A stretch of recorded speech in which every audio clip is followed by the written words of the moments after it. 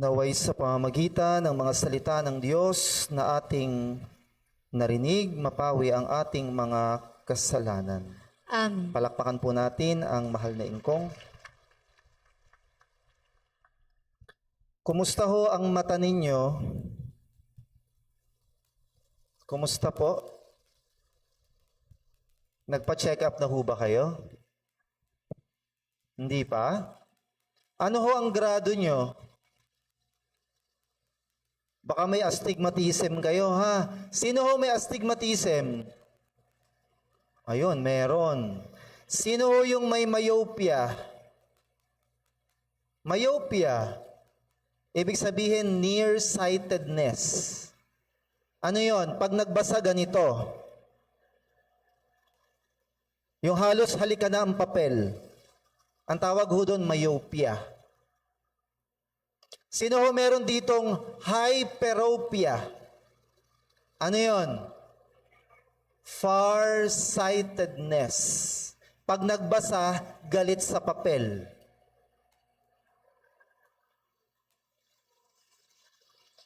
Hindi ho ako agent ng Executive Optical. Hindi ho ako agent ng kung ano mang optical center. But tonight, mga kapatid, we need 20/20 vision. Kaya ako ho nagtatanong kung kumusta ang mata nyo. Kasi kailangan ho natin ngayong gabi ng isang matalas na paningin. Bakit ho? Sapagat susubukan ho nating silipin ang hinaharap ng Apostolic Catholic Church. Susubukan ho nating tanawin ano ho ang bukas para sa isang ACC. Kasi tapos na po yung balik tanaw. Tama po ba? Tapos na ho yung balik tanaw, nag-time machine na nga tayo eh. Mula dun sa unang gabi, ikalawang gabi, nakarating ho kayo ng dekada 60, tama ba? Nagbalik tanaw tayo noong 1960s. Napunta tayo ng 1970s. Nagpunta tayo ng 1980s. Nakarating ho kayo ng 1990s. Tama po? So hindi kayo nagsimba nung nakaraang gabi. Parang hindi niyo alam ang sinasabi ko eh. Hindi ba nagbalik tanaw tayo? Sumakay pa nga tayo ng time machine. Kaya lang ho ngayon, balik na ho tayo sa 2024. Kaya lang i-check nyo nga yung katabi ninyo kung nakabalik. Tanungin nyo, nakabalik ka na? Kasi baka naiiwan ho sa 1991 yan. I-check ho ninyo, baka nasa 1980s pa yan. Baka ho, tumatangu-tangu yan. Baka ho, ang kausap niya naka-belly button pa. Baka ho yung kausap ninyo naglo-locomotion pa ha. Sabihin niyo balik ka na, 2024 na ho ulit. Sabi ni Moises sa unang pagbasa, sino ang Diyos na magpapalaya sa mga Israelita? Sino ang Diyos na gagawa ng mga kamanghamanghang bagay? Sinong Diyos ito, kundi ang Panginoon ng mga Panginoon? In the last 8 nights, mga kapatid, muli nating binalikan gaano kaganda ang paglalakbay ng ACC na siya namang kwento ng ating mahal na ingkong. Yun hong nilakbay ng Apostolic Catholic Church, hindi ko ho yun kwento, mga kapatid. Yung hong nilakbay ng ACC from 1960s to 1970s to 1980s to 1990s kung saan formal na isinilang ang Apostolic Catholic Church hanggang sa early 2000. Ang kwento ho na yan ay hindi ko ho kwento. Yan ho ang kwento ng mahal na ingkong. Kaya kung kasama kayo dyan sa mga 60s na apo, sa mga 70s na apo na, sa mga 80s na tinatakan na, congratulations! Kasi parte kayo ng napakagandang kwento ng Diyos. Palakpakan naman natin ang ating mahal na Ingkong. But this time, mga kapatid, I want to invite you, let's all try to have a quick glance of tomorrow. Tapos na tayo sa history. Pwede ho ba? Silipin naman natin ang future. Ano ho ang natatanaw ninyo para sa ACC? Ano ho ang nafo-foresee ninyo? In the next 33 years, ano na ho ang Apostolic Catholic Church? Ano ho ang inyong nasisilip? Mahirap po yan masagot. Alam niyo ho kung sino lang ang madaling makasagot? Alam niyo ho kung sino lang ang may madali, solido at talaga namang napakagandang sagot? As far as the future of ACC is concerned, yun lang hong nangangarap para po sa ACC. May pangarap po ba kayo para sa ACC? Kasi ho, madali hong sabihin, I am proud to be ACC forever and ever. Madali lang po yun. Pero in your life, mula nang ika'y tatakan, ni minsan ba you pause? In the silence of your heart, in the silence of your mind, minsan mo bang inisip, ano ang aking ambisyon sa aking simbahan? Ano ang ambisyon nyo sa ACC na nung mga nakaraang gabi at araw ay buong pagmamalaki niyong sinisigaw? Long live! Mabuhay ACC! Mabuhay ang Ingkong! Hanggang kamatayan, Apostolic Catholic Church ako. Ano ang pangarap natin? Alam niyo ang sagot, depende po yun. Depende kung anong lente at kaninong lente ang gagamitin. Ano yung lente? Kaninong lens? Sa ibang terminology, kaninong perspective? Sa ibang terminology, kumbaga sa camera, sa mga photographers, saang anggulo ka nang gagaling? Saang point of view? Saang perspective? Anong lens ang gamit mo? Kasi kung lente po ng isang tinatakan na pati anod, alam niyo yung pati anod? Kung lens po ng isang may tatak na ang agenda niya sa buhay niya, ang pangarap niya, ang ambisyon niya ay para sa sarili niya lang, ako, wala ho tayong mahihita. Wala ho tayong makikita. Kanino hong lente ang ating gagamitin? Kasi kung tatanungin mo ang iyong katabi, at yung katabi mo ay walang espasyo ang ACC sa mga pangarap niya, wala ho kayong maririnig na maganda. What do I mean by that? Sabi ho sa Ebanghelyo, sabi ni Jesus, go, therefore. Humayo kayo. Binyagan ninyo. Make disciples of all nations. Baptize them, teach them. Alam niyo ho, para sa mga walang pangarap, para sa simbahan, ganito ho ang eksena niyan. Archbishop, ano ho yun ulit?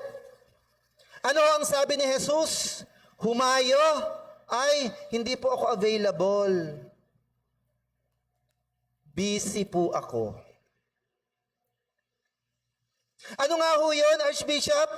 Ang sabi ni Jesus, binyagan nyo sila, ay, sorry po, ang Monday to Friday ko po, hindi ho ako available. Kasi mula Lunes hanggang Biyernes, ako po ay nakatali sa aking hanap buhay na siya namang mag-feed at tutugon para makamit ko ang aking mga pangarap. Wala ho akong time, Archbishop. Tama ba yon? Siguro sabi ninyo, Apo, okay pa yan kasi may Sabado. Ay, hindi rin ho ako available ng Sabado kasi po ang Saturday ko ay laundry day. Sa Sabado ho ko nilalabahan ang akin hong gabundok na labada. Sorry, Panginoong Jesus, alam mo naman hindi ko kaya yung pinagagawa mo kasi pag Saturday, it's laundry day. Sino ho yung laundry day ang Sabado? Alam nyo na. Ayun, tumataas po ang ating mga sisters. Ay, meron pa, may linggo. Apo, pwede pa, pwede ka pang humayo, pwede ka pang maging kasangkapan para ang iba ay mabautismuhan, pwede ka pang magturo, pwede ka pang mag-evangelize. Kasi may Sunday. Ay, sorry po, Archbishop. Kasi po, di ba, ang Sunday, it's Family Day. Wow. Kasi linggo ko lang naman na ilalabas yung mga bata. Linggo lang available yung aking mga friends. Kasi yung Monday to Saturday nila, katulad ko, pareho kami ng schedule. Hindi rin po ako available ng linggo. Kaya yung pinapagawa ni Jesus, for real? No, sorry, I can't do that. Kung yun ang tatanungin ninyo, kung ano ang future ng Apostolic Catholic Church sa isang katulad nun, parang si Maricel Soriano. Kilala nyo si Maricel? Kilala nyo? Oh, the Diamond Star. Wow. Naalala ko tuloy yung isang pelikula na kung saan si Maricel Soriano ay isang sales lady sa mall. Tingnan ninyo kung napanood nyo to ha. Siya isang sales lady sa isang mall at siya ay na-assign sa kids section. Alam niyo yung kids section? Yung ang mga sapatos ay maliliit. Bakit? Kasi pambata. Yung mga blusa ay maliliit kasi pambata. Akala ko noon sa kids section mas mura. Mas mahal po pala, no? Kapag sapatos o damit ng bata. Si Maricel Soriano, ang kanyang papel dun sa pelikula Sales Lady, may dumating na customer. Actually, yung customer, yun din yung bida. Sabi nung customer kay Maricel, meron ba kayong kulay na ganito, nitong t-shirt, itong polo shirt na ito? Sabi ni Maricel, ay, sir, ano po yun? Hindi, may kulay ba kayo na ganito? Yung kulay ganire? Ano hong kulay yun? Nagalit yung customer. Sabi kay Maricel, doon sa eksena, hindi mo ba alam tong kulay na yan? Ba't hindi mo alam? Ay, naku sir, pasensya na po. Medyo hindi ako pamilyar. Ano nga hong kulay yon? Ano ka ba? Nasa rainbow yon? Hindi ka ba nakakita ng rainbow? Hindi ka ba naghahanap ng rainbow? Alam niyo, sagot ni Maricel, nagbago ang muka, naging masungit. Sabi ni Maricel Soriano, Sir, araw-araw ako ay gumigising ng 3:00 ng madaling araw. Kasi paplansyahin ko pa po ang mga uniforme ng aking mga anak. Pagkatapos po na yun, magluluto na po ako at magsasaing kasi yun ang kanilang babaunin. Bago mag 5:00, lumalabas na ako ng bahay para pumasok. Pagdating ko po ng mall, pagpasok ko madilim pa lang. At buong maghapon ako nakatayo kasi ako ay sales lady. Nangangawit na ang aking bibig kakasalita at ngawit na ang aking binti kakatayo. Ako ay lalabas ng mall ng 8:00 ng gabi. Ako ay uuwi ng 9:00 ng gabi at pagdating ko ng bahay, nagmamadali, lulutuan ko pa yung aking mga anak. Ako ay umaalis ng bahay ng madilim pa at ako ay bumabalik ng bahay na madilim na rin. Tapos, paghahanapin niyo ako ng rainbow. Parang mga apo. Mahal na ingkong, sorry, wrong number, iba na lang, sila na lang. Marami akong intindihin, marami akong pangarap sa mga anak ko. Yung asawa ko meron din kaming ginagawa, meron din kaming plano, meron din kaming mga proyekto. Kami nagsusumikap, para kanino? Ang tanong nga dyan may plano na ba kayo sa December? Wala pa, Ngayong pangalan, naka-budget na ito, ibibigay ka ganito. Pupunta ba tayo ng Divisoria para mamili? May plano na tayo. Ang layo-layo pa ng December. Hindi pa tumutunog at kumakanta si Jose Marichan sa mga mall. Meron na kayong plano pag December. Malayo pa. Question. Ano ang plano nyo sa ACC sa December? Kasama ba? O wala? Hindi nyo naisip? Alam nyo, may isang pamilya, yung next year may plano na sila. Sa buong taon daw, sila ay mag-i-invest sa ganito, mag-iipon sa ganyan, gagawa ng ganito, magpapatayo ng ganyan. Yung kanilang 2025 year-long plan po, buo na. Wow, ang galing. Kaya lang ang tanong ho, nasaan ho dyan ang Apostolic Catholic Church sa plano na yan ng iyong buhay next year? Parang wala ho, ano? Hindi ho naisip, ano?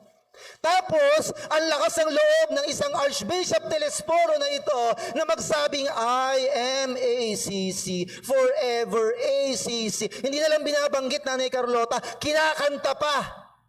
May paganon pa na parang mga rebelde. Ganun daw ang pagmamahal. Pero i-check mo, ang kanilang diary, ang kanilang planner, bumibili pa ng planner, nag-a-avail pa ng planner, wala namang naisusulat para sa simbahan. Puro sa sarili.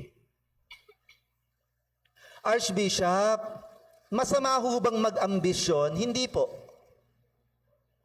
Masama ho bang mangarap? Hindi po. Masama ho bang magplano para sa kinabukasan? Hindi po. Alam nyo si San Pablo, mga kapatid, si Saint Paul na dating Saulo. Saint Paul before, he is very passionate. He is very firm. He is very motivated. Saint Paul was very driven. And I would say, si Saulo na ngayon ay San Pablo, he was very ambitious. Grabe naman, Archbishop. Bakit naman ambisyoso? Ambitious. Alam niyo ang goal niya? Kung bakit siya napadpad ng Damascus? Kasi hahantingin niya ang kulto ni Kristo. Kaya siya napadpad doon kasi buo ang loob niya, malakas ang kanyang utak. Magaling siya, buo, solido, passionate, well-driven, well-motivated. Hahantingin ko yung mga Kristiyano na yan, lilipulin ko sila. So ambitious. Kaya lang, nung nasa daan pa Damasco, kinausap ng Panginoon, Saulo, bakit mo ako inuusig? Sabi ni Saulo, sino po kayo, Panginoon? Alam niya, ba't siya tatawagin Panginoon? Alam niya na ang nagwiwika sa kanya ay Panginoon. Sino ho kayo, Panginoon? Ako yung Jesus na hinahunting mo. Kasi hinahunting mo ang mga tao ko. Tanong, nung si Saulo ay naging Pablo, inalis ba ng Diyos sa kanya yung pagiging ambisyoso niya? Hindi po. Inalis ba ni Jesus yung kanyang pagiging firm, driven, motivated, passionate? Hindi po. Hindi ho inalis. Kung ano ang level ng energy, kung ano ang level ng conviction, kung ano ang level ng passion ni Saulo na naging Pablo, ganun din ho, hindi ho inalis. Pero ang sabi ng Diyos, I will repurpose that. Your passion, your motivation, your drive, and your being ambitious, gawin mo yan para sa pagpapalaganap ng aking kaharian sa lupa. Hindi po palang masama mag-ambisyon. But the question is, tama talaga ang tanong ni Jesus. Alam niyo ang tanong ni Jesus kay Pablo? Why are you doing that? Bakit mo yan ginagawa?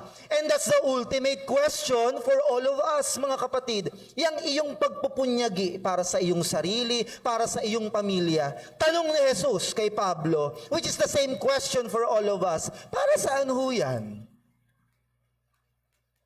Siyempre, Archbishop, para sa pamilya ko. Tama naman yun. Kaya lang, yung sinasabi mong simbahan mo, natahanan mo, natakbuhan mo, naiyakan mo, nadulugan mo, na rescue center ng buhay mo, nasaan yan sa plano mo? O wala? Nakalimutan. Kanino hong lente ang ating gagawin para masilip natin ang future ng Apostolic Catholic Church? Kasi kung lente ho yan ng isang tinatakan na wapakels, alam niyo yung wapakels? Kung lente ho yan ng isang tinatakan na ma at pa at ma, alam niyo yun, di ba? Yung walang pakialam. Malay ko, pakialam ko, mamatay ka. Kung lente yan ng isang tinataka na ganon, sarili lang niya ang dala niya, ambisyon niya lang ang ultimate end niya sa buhay niya. Alam niyo mga kapatid, kahit gumamit pa kayo ng kung ano-anong antipara, hindi niyo matatanaw ang kinabukasan ng ACC. Kahit gumamit kayo ng magnifying glass, hindi niyo makikita ang kinabukasan ng Apostolic Catholic Church. Kahit gumamit pa tayo ng teleskopyo na very high-tech na kahit yung pores ng araw makikita mo. Wala tayong matatanaw. Let's use right now the lens of the church himself. The church herself. Pag ginamit mo ang lente ng Apostolic Catholic Church, sabi ni Jesus, go, therefore. Ano ibig sabihin ng go? Mission yun eh. That is mission. When Christ instructed the disciples, go, isa lang ang ibig sabihin nun. Go anywhere, everywhere. When Christ instructed go, it means you know no fear. You know no danger. You know no boundaries. Yun ang ibig sabihin ng go, mission. Sabi niya, baptize them. Jesus said, baptize them. It means sanctify the people. Bring the people in my very own altar. When Jesus said, baptize them, it means, in our parlance today, the sacraments of the church. When Jesus said, teach them, it means evangelization. It means you equip them, you enable them, it means you educate them, it means you develop them, you enhance them. Ibig kong sabihin, ang sabi ni Kristo sa Ebanghelyo, all authority. All. Isang all yun ha. May pangalawa hong all. Sabi ni Jesus nung una, all authority. Yung susunod, all nations. Yung susunod, I will be with you always up unto the ages of ages. Puro all. Bakit ho? Kasi ang sinasabi ni Jesus, ang mission encompassing. Ang mission ho, holistic.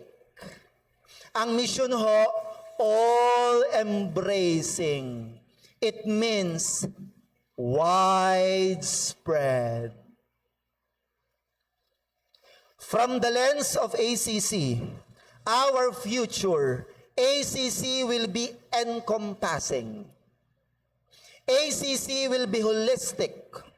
ACC will be widespread. Ano ang ibig sabihin nun?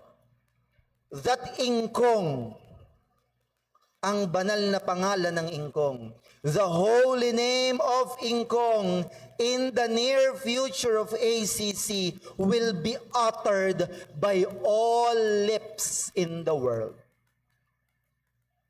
Darating ang araw, lahat ng labi, ingkong ang tatawagin. Yan ho ang future ng ACC. One day, in the very near future, ingkong's words will be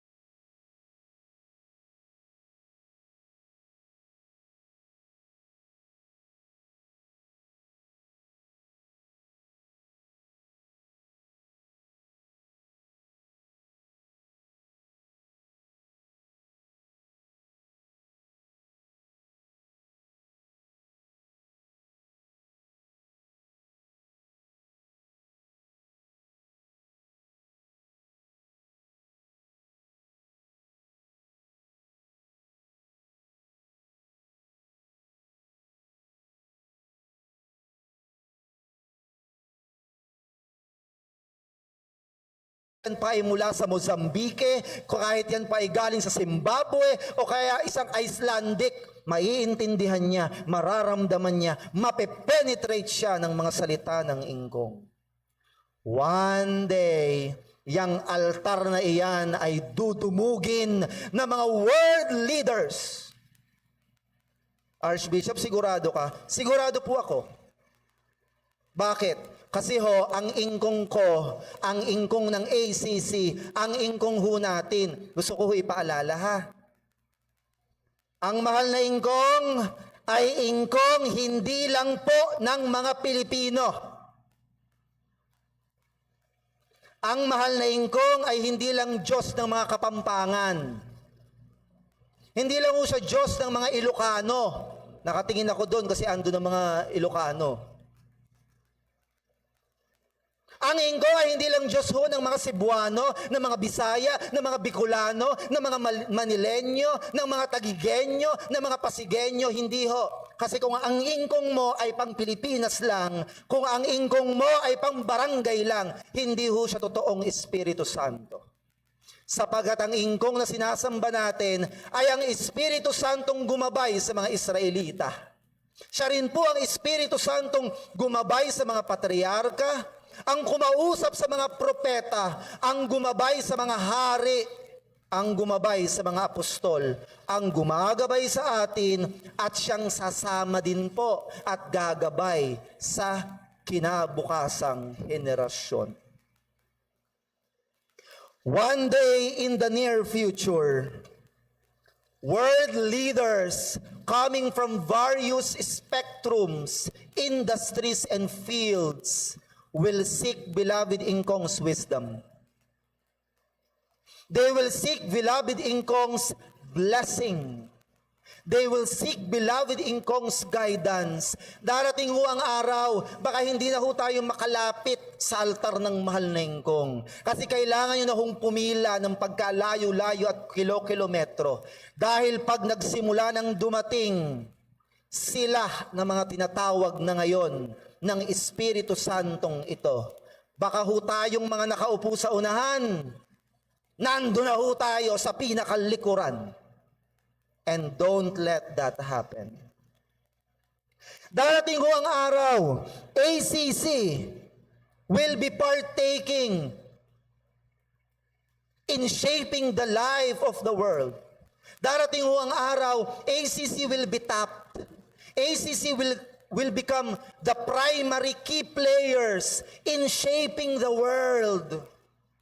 Darating ho ang araw, ACC will be consulted in terms of policy making processes. Darating po ang araw, ACC will cause a major paradigm shift. Babaguhin niya ang mundo. Babaguhin ng ingkong sa pamamagitan ng kanyang ACC ang muka at ang balat ng lupa. Anong ibig sabihin nun?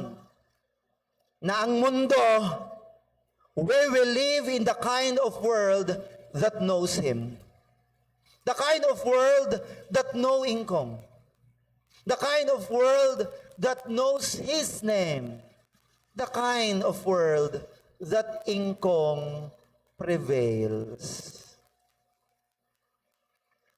Yung klase po ng mundo na yung kapayapaan sa puso ng mga tao hindi tumatakas. Hindi nawawala. Sapagkat alam nilang kasama nila ang ingkong araw-araw. Yung klase ho ng mundo na ano man ang mangyari sa hinaharap, panatag at hindi alintana. Kasi alam nila, ingkong ang kasama nila every day. Yung klase ng mundo na hindi natatakot sa gawi at propaganda ng masama ng kalaban, sapagkat alam ng mundong ito, ang ingkong ang kanyang tagapag-ingat. And that is the kind of world destined to become, willed by beloved ingkong to become. Mga magulang at mga kapatid, kaya lang ho, kung tayo ay walang pangarap, para sa ACC na ito. Kung itong sinasabi ko na to, drawing, Archbishop, drawing lang yan eh. Para huyang outing ng mga magbabarkada. Alam niyo yon? Yung outing ng mga friends. Sabi nila, plano rito, plano doon, plano dyan. Tumumba ng maraming buwan. Ano nangyari sa plano? Drawing yan eh. Sabi nga nung isa eh, yung drawing yung outing, nakulayan nyo na ba? Sabi, hindi pa. Archbishop, yung sinasabi mong future, na ang ACC mamayagpag, na ang ACC ay pupuntahan, na ang mga salita ng ingkong may isasalin, na ang pangalan ng ingkong ay uusalin ng lahat ng mga bata, matanda, may kalalagayan, walang masyadong posisyon sa lipunan, all races, all nationalities, all cultures, all facets and corners of the world. Archbishop, hindi naman yan totoo eh. Kung para sa'yo, wala kang conviction at faith at wala kang gagawin para mangyari yan, magsabi na po kayo. Magpalista po kayo sa registration. Kung wala kayong pangarap para sa simbahan nyo, magpalista na po kayo sa registration. Kasi kukunin ko yung pangalan. Ano hong gagawin ko? Itutulad ko kayo kay Jonas. Ilalaglag ko kayo sa barko. Bakit? Baka ang hirap-hirap maglakbay kasi maraming pabigat. Kung wala kang plano para sa simbahan na to, ihulog ka na lang namin para gumaan. Ang daming nakasakay eh. Ang daming nakasakay, wala lang, pati anod lang, attendance lang. Tanungin mo anong pangarap mo? Sa sarili ko, para sa simbahan mo. Ay, saka na yan, next time, busy ako, I'm not available. Bakit o ihuhulog? Buti pa si Jonas, hinulog, nakarating sa Nineveh. Nagawa niya ang misyon niya. Eh yung mga mahuhulog sa barko ng mahal na ingkong, hindi ko alam kung saan papadpadin. Eh baka mapadpado sa West Philippine Sea. Eh salubungin mo na lang yung mga barko ng China. Subukan mo kausapin. Ang misyon po ng ACC ay para sa kabuuan, para sa pangkalahatan, para sa kalawakan. Grabe naman, Archbishop. Outer space talaga? Opo. Naalala ko tuloy yung tanong sa bar exam. May isa hong question sa bar exam under ng international law na subject. Ang tanong ho, Vicar, sa bar exam, who owns outer space? Sino ang nagmamayari sa kalawakan? Tanong ho yun sa bar exam. Alam niyo ang sagot? Ang sagot ho, based on the Roman law, res nullius, ibig sabihin, belonging to no one. Ibig sabihin ho, in the legal point of view, no one owns the outer space. Wala ho nagmamayari. Anyone, any country, any nation can explore.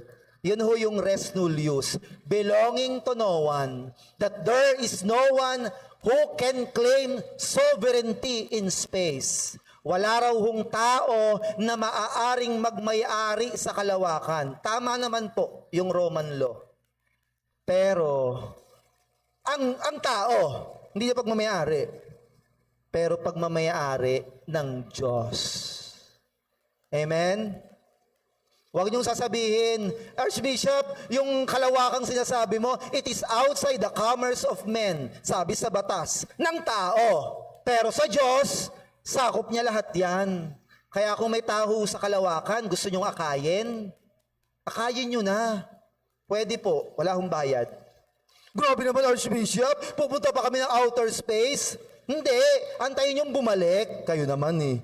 Antayin niyo bumaba, saka niyo akayin.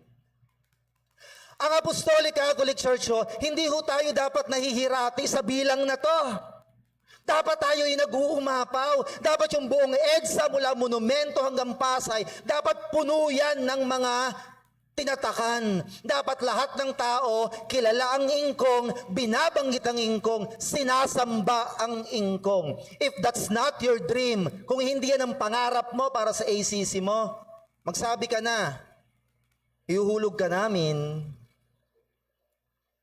Hindi ko alam kung Atlantic Ocean, Pacific Ocean, o kung anumang ocean. Mga magulang at mga kapatid, Malaki ho ang ating pagkakautang. Malaki ho ang ating utang. Sabi nila, "Oy, Archbishop, excuse me ha. Wala akong utang, bayad lahat. Lahat ng utang ko, binayaran ko na kasi ang kukulit." Ako ho, marami pa akong utang, hindi pa bayad. Pero hindi ho yung utang na tinutukoy ko. Ang atin hong henerasyon ay marami hong utang. Kanino? Sa nakaraan. Archbishop, ano yun? Utang ho natin kung ano ang gagawin natin sa ACC sa mga nakaraan. Yung mga tao, yung mga hinirang na nagbuwis ng buhay para makarating tayo sa 33 years. Marami hong tinatakan ang nanindigan, kaya ho nakarating tayo ng 33 years. Primarily, Saint Maria Virginia and Saint John Florentin. Utang natin sa nakaraan, utang natin sa kanilang nagbuwis ng buhay, kung ano ho ang gagawin natin sa kasalukuyan. Huwag ho kayo maghalala, hindi lang ho tayo sa kanila may utang. May utang din ho tayo sa kinabukasan. Grabe naman, Archbishop, parang Pilipinas. Yung sanggol na hindi pa pinapanganak, may utang na. May utang ho tayo sa kinabukasan.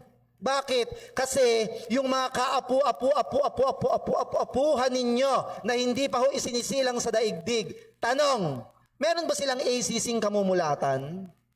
Ano ho ang kanilang madadatnan? Sa unang unga nila sa daigdig na ito, nasaan ang Apostolic Catholic Church? Mayroon bang naipundar ang kanilang mga ninuno? Sasabihin ho kaya sa atin ng mga nakaraan, mga anak, mga kapatid, salamat, sapagkat hindi nawala ng saysay ang aming inumpisahan. At sasabihin din kaya ng kinabukasan, maraming salamat sa aming mga magulang. Maraming salamat sa mga nauna sa aming mga hinirang, sapagkat mayroon kaming dinatnan na amin namang ngayong pagyayamanin. O, wag na tayo dun sa mga tao. Ayaw nyo sa tao, hindi kayo kumbinsido? Alisin mo na yung nakaraan. Alisin mo na yung kinabukasan na tao. Sa ingkong na lang. Darating ang araw, ano kaya ang sasabihin ng ingkong na ito? Sasabihin kaya niya, Diakonesa, salamat anak, sapagkat naging mabuti kang katiwala sa simbahang inilagay ko sa inyong mga kamay. In closing ho, mga kapatid, kasi para nagrereklamo na yung mga nasa likod, ang haba-haba. In closing, my dear brothers and sisters, sabi ng mga kabataan, may nanalo na. Tama ba yun? Sabi ng mga kabataan, may nanalo na. Totoo po. Mga sisters, may nanalo na po. May winner na. Sa dulo ng lahat ng ito, huwag na tayo magbilang ng another 33. Huwag na yung another 66. O huwag na yung another 99 years. Sa dulo ng lahat ng ito, panalo na po, winner na po, champion na po ang mahal na ingkong. Panalo na ho siya. Tama? Meron bang bidang sa huli ay talo? Philippine teleserye nga lang, yung mga bida nilason mo na, nabuhay pa. Yung bida, sinaksakan na ng lason sa dextrose dahil pasyente, nabuhay pa. Yung bida, sinaksak mo na, nabagsakan na ng bomba, pinasabog na ang bus ni Claudine Barreto. Tama ba yon? Ay, buhay pa. Yung latest, yung bida, nilibing na po. 1 linggo na ho sa ilalim ng lupa. Baykar, nabuhay pa. Alam niyo ang palusot? Alam niyo ang palusot? Ay, kakambal. Ay, hindi ho yun ang classic. Bakit yung bidang nilibing na sa ilalim, nabuhay pa? Sabi ng iba, Clone. Ay, may clone. Hindi pala siya yon. Ay, pang ibang bansa ho yun. Sa Pilipinas, wala pa hong clone. Huwag niyo hong sasabihin sa mga direktor ha, magkaka-idea sila. Alam niyo ang classic, kung bakit yung bida, nilibing na, buhay pa. Panaginip lang pala. Ang mahal na ingkong ho, ang bida mula noon hanggang ngayon. Panalo na ho ang ingkong. Ang tanong na lang, sa mahabang paglalakbay ng ACC hanggang dulo, kasama ka? Yun ang tanong. Sa dulo, ang champion ng ingkong. Tanong, sa paglalakbay na ito, kasama ka ba? Kaagapay ka ba? Nasa listahan ka ba? Ka-align ka ba? O kaaway ka? Yun na lang ang tanong. Will you participate? Para hong pelikula. Alam mo, tapos na ang pelikula kapag ang mga pangalan sa screen ay nag-aangatan na. Alam niyo yan? Umaangat na yung actors, supporting actors, mga backup, mga kadobol. Umaangat na yung editor, umaangat na yung producer, umaangat na yung director. Alam mo, tapos na ang pelikula. Ang tawag ho doon, credits. Sa pagdating unang araw, mga kapatid, sa dulo ng lahat ng ito, na ang ingkong na ang pinakabida at pinaka-champion. Pag nanood ang ingkong sa screen ng ating buhay, at umangat na ho ang mga pangalan, andun ho kaya ang pangalan mo? Andun ho kaya ang pangalan ko? Sasabihin kaya ng ingkong na ito, pack up na tayo. Good job. You deserve a standing ovation. Sa lahat ho ng mga sasama sa susunod na 33 years, sa lahat ho ng hindi mapapagod, hindi mawawala, hindi aalis, hindi magtatago, hindi manghihinawa at magpapatuloy, sa lahat ho ng mga ngarap para sa ACC, hayaan nyo akong batiin kayo. Welcome to the future. Palakpakan natin ang mahal na ingkong. Pahabol sulat, PS, magkita-kita ho tayo sa August 1 para sa ating celebration ng sainthood ng St. John Florentin at August 11 sa PhilOil para ho sa ating grand culmination. Magandang gabi po sa inyong lahat.